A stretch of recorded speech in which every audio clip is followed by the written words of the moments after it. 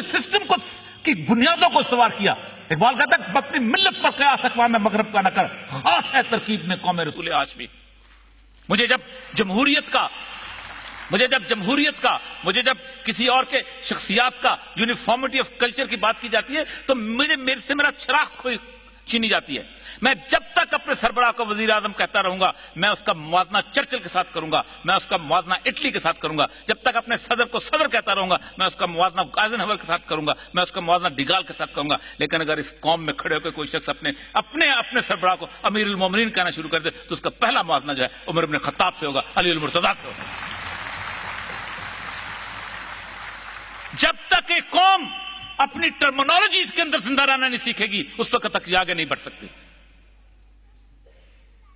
ہم کتنی آسانی سے ایک دوسرے کو آئی لو یو کہہ دیتے ہیں، اس لیے کہ ہمیں اس کا احساس نہیں ہوتا. لیکن اگر کسی لڑکی کو یہ کہنا پڑ جائے کہ میں تم سے عشق کرتا ہوں یا کرتی ہوں تو اس کے ماتھے پہ 10 دفعہ پسینہ آ جائے گا.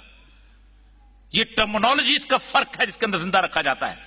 یونیفارمٹی آف کلچر، ایک جیسی جینز پہنیں گے، ایک جیسی قمیض پہنیں گے، ایک جیسا برگر کھائیں گے، ایک جیسی پیزا لیں گے. تمام کلچر. میں اس کی مثال بینکاک سے دیا کرتا ہوں. امریکہ جہاں گیا ہے اس نے اس ملک کو قحبہ خانہ بنا کے چھوڑا ہے. 6 لاکھ طوائفیں ہیں وہاں پر اس وقت بینکاک کے شہر کے اندر. کیا کرتی ہیں؟ کسی سے $100 لیا، صبح اٹھے، نائکی کے شوز پہنے، YSL کی جینز لی، لپسٹک لی، نائکی کی جینز لی، شرٹ لیا اور پیزا کھایا اور رات کو تھکن لے کے اپنے گھر واپس چلی گئی. حلال، ابھی مقرر صاحب نے بڑی مزدار بات کی کہ حلال، میں حیران ہوتا ہوں کہ حلال جو ہے وہ اس جیسے حلال کی سرٹیفکیشن ہوتی ہے.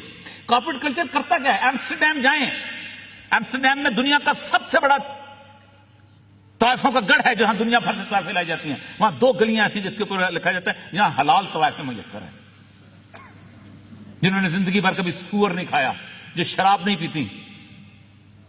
Is this the concept? داڑھی آدھا انچ چھوٹا نہیں ہونے دیتے ہو. ٹخنوں سے شلوار جو ہے وہ نیچے ہو جائے تو ان پہ سوٹیاں مارتے ہو. لیکن جب ربا کا مسئلہ آتا ہے تو کہتے ہیں ہم نے آہستہ آہستہ کرنا ہے.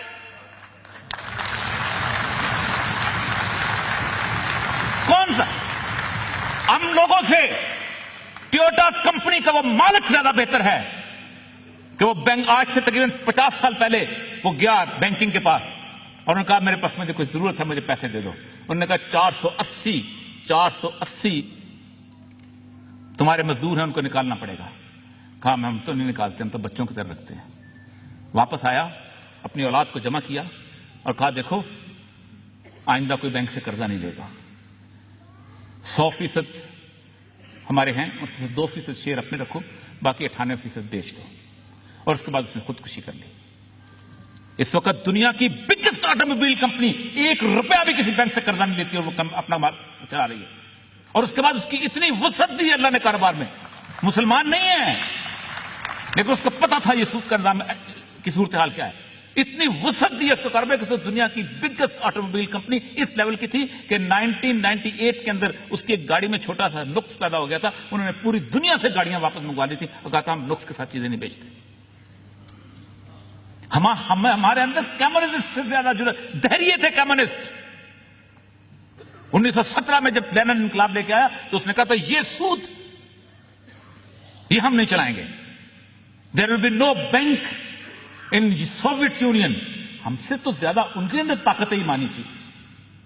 اور مجھے سمجھ نہیں آتی کہ اس ملک کے ارباب اختیار کی جو حلف، کیانی صاحب کا بھی حلف بھی پڑھ کر سنا دیا کرے تو پتا چلے ٹانگیں کانپ جائیں ان لوگوں کی جو حلف اٹھاتے ہیں.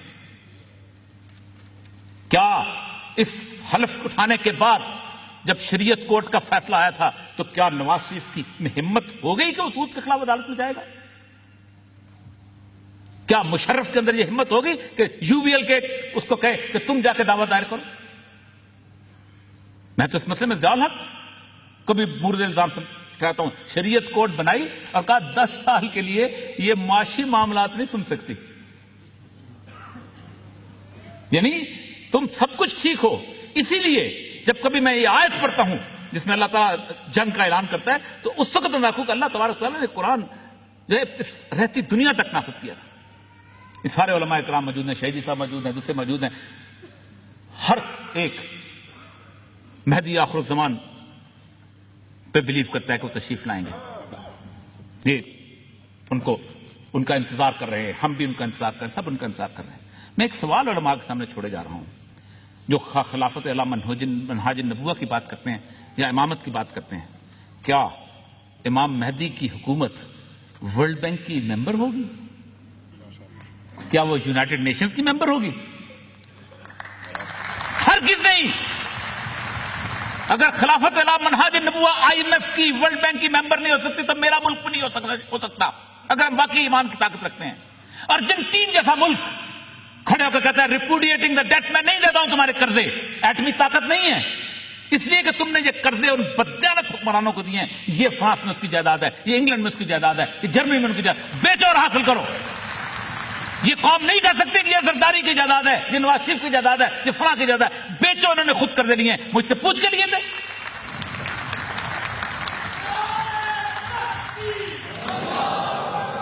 ہم جب تک اس بات کا ادراک نہیں کرتے, جب تک ہم اس سسٹم سے باہر نہیں نکلتے, جب تک ہم اس بنائے ہوئے عمارت کو دھڑام سے نہیں گراتے, اس وقت تک ہمارا حشر ایسے ہی رہے گا. آج اگر صرف بینکنگ سسٹم آپ ختم کر دیں, میں دعوے سے کہہ سکتا ہوں آپ کی پولیٹیکل پارٹیز کے آدھے جلسے ختم ہو جائیں گے. ان کے پاس سرمایہ آتا کہاں سے ہے؟ کون ان کو دیتا ہے؟ یہ آرٹیفیشل کریڈٹ کریشن کون سی ہوتی ہے؟ تو بنیادی طور پر یہ سود کو اس عمارت کے اندر حلال کرنے کی ضرورت نہیں ہے. شراب خانے کے اندر مسلح بچھا کے نماز پڑھنے سے اور یہ کہنا کہ ہم ٹھیک ہیں اور اب اس طرح راستہ ہم نکالیں گے, اس سے راستہ نہیں نکلے گا. شراب خانہ ڈھائے گا جب تک یہ شراب خانہ ڈھایا نہیں جاتا. کیا سید الانبیاء صلی اللہ علیہ وسلم نے جب فرمایا تھا کہ آج میں ربیہ کا خون معاف کرتا ہوں قصاص کا, اور ساتھ میں عباس ابن عبد المطلب کا سود معاف کرتا ہوں, کیا عباس ابن مطلب نے کھڑے ہو کے کہا تھا کہ مجھے کچھ مہلت تو دو ذرا, میں اپنے پیپرز درست کر لوں, میں کوئی راستہ نکال لوں؟ کبھی دیکھیے گا عباس ابن مطلب کا قرضہ کتنا تھا جو انہوں نے دیا تھا. چچا حکم آ گیا, ختم. میں اصل در بھی نہیں لیتا ہوں کہ اس میں شبہ اس بات کا ہے کہ کہیں سود کی غلط نہ ہو جائے. کوئی راستہ نہیں ہے, کوئی طریقہ کار نہیں ہے. کیانی صاحب نے کہا سپریم کورٹ یہ کرے گی کچھ جہاں شرم آنی چاہیے. میں نے اس دن کالم بھی لکھا تھا کہ کنٹیمپٹ آف کورٹ لگتی ہے سرمد جمال عثمانی کے پر, جو کہتا ہے کہ جو سود نہیں لیتا وہ ٹھیک ہے, جو لیتا ہے اس کو اللہ پوچھے گا. تو پھر جب کوئی جناب الجبر کا کیس آتا ہے اس پہ بھی کہہ دیا کرو گا. پھر جب کچھ چوری کرنے والا آتا ہے اس پہ بھی کہہ دیا کرو گا. تمسخر اڑایا جاتا ہے اس قوم کا. آخری ایک حدیث سنا کے اجازت چاہوں گا. سید الانبیاء صلی اللہ علیہ وسلم فرماتے ہیں کہ ایک بستی میں اللہ تبارک تعالیٰ نے جبریل علیہ السلام کو بھیجا اور کہا جاؤ جا کے اس بستی پر عذاب نازل کر دو.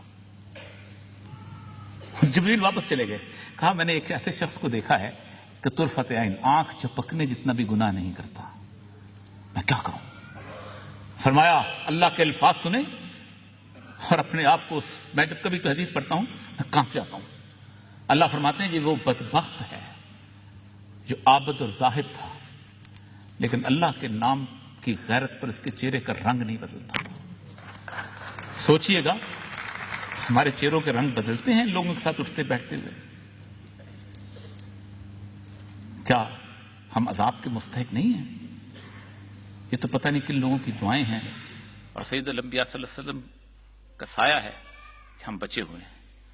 ورنہ 199 ملک ہیں نسل اور رنگ کی بنیاد پر رکھے ہوئے. ہم مسجد ہیں. مسجد کے ساتھ جو کھلواڑ کرتا ہے, جو اللہ کے نام پہ بنا ہوا گھر ہے, اس کا عذاب زیادہ ہوتا ہے. وآخر دعوانا الحمدللہ.